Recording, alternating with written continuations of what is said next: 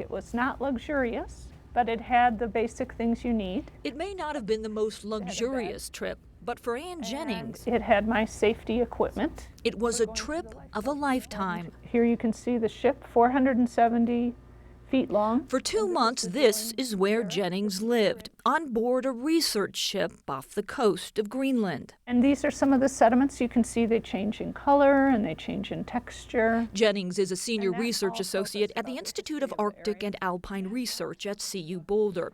She was part of a 116-person crew on board the ship. Their mission? This is one of the cores as it's on the catwalk. To drill cores of sediment, tens of millions of years old, from more than a half-mile below the seafloor. Here's the drillers receiving a core on deck. To find out how the Greenland ice sheet, one of only 2 remaining ice sheets on Earth, has changed throughout history. And you can see here's the Greenland ice sheet, which is still here today. Or more specifically, what happened to the Earth the last time CO2 levels were this high.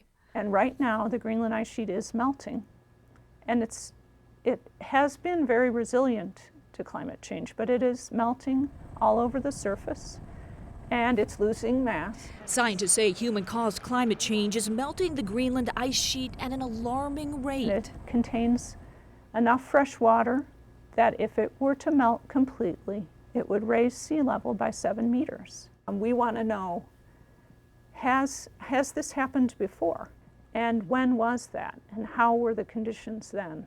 You know, what led to that? Clues hidden inside these cores that could tell us what could happen in the future, not just with sea levels, but with the entire planet as we know it. When you have ice, like sea ice and ice sheets in the Arctic, it influences how energy is distributed around the globe. So it will impact our weather. In Boulder, meteorologist Keely Chalmers, 9 News. Now, we don't know yet what exactly the weather impacts will be from melting ice sheets, but scientists are hoping that the answer lies in the cores of sediment they collected from the Greenland ice sheet. They'll analyze the sediment and the different types of fossils found within before drawing any conclusions.